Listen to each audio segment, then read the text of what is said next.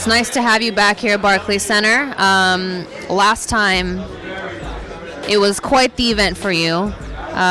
Walk me through that. Let's get to the arena. I didn't recognize I was going to be a fight until I looked at the guy across the ring.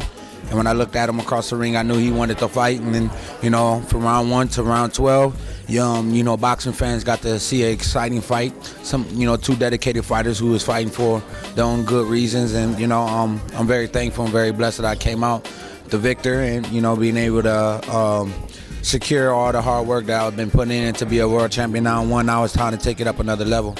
What's next for you? Sky, we go beyond the sky. It was the sky, it was the limit. Now we go beyond the sky because I just think that through hard work, anything is capable as long as you keep yourself working hard and sacrificing and dedicated and focused. All the things that come together, makes you even more successful. So I think for the most part, we got little guys like this little guy who I inspire through what I do, and I'm just very thankful to be able to do that and have kids look up to me for a good reason.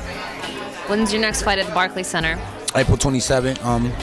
I'm looking to go ahead and put on an excellent performance by just going to work hard and hold my belt. What I want to hold the belt for ransom. So anybody that want to take it gonna have to got to do more just than a good job. Do you feel like you still have something to prove? I don't have anything to prove besides I can defend my belt with honor and just be somebody that break his own records. And like Bernard Hopkins had over 20 defenses on his belt as a middleweight. I gotta try to beat records like that and try to set my name in the record books like the greats did there. Talk to me a little bit about the friendships that you've made through boxing. Like we just had Paulie Malignaggi and Zab Juba, and what is it about you guys that kind of has that click going for you?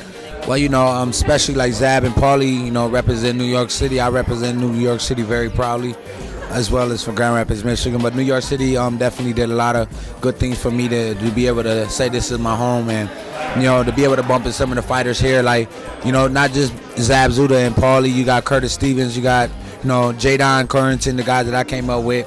Saku Powell. All those kind of guys. Saddam Ali.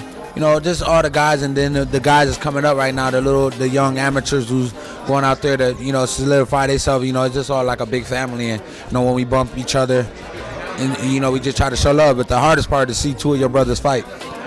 Why is that? Because you're emotionally attached to both of them. You have, you always want to see people feed their family and be able to take care of themselves and be able to have, something successful to talk about in their lives. And, when you wish that on people, you only want to see good things happen to them. So, when you see two of your friends fighting, two of your, boxing brothers fighting, it kind of messes with you a little bit. But, that's what makes the boxing sport such a special thing, because one man's failure is going to be another man's glory.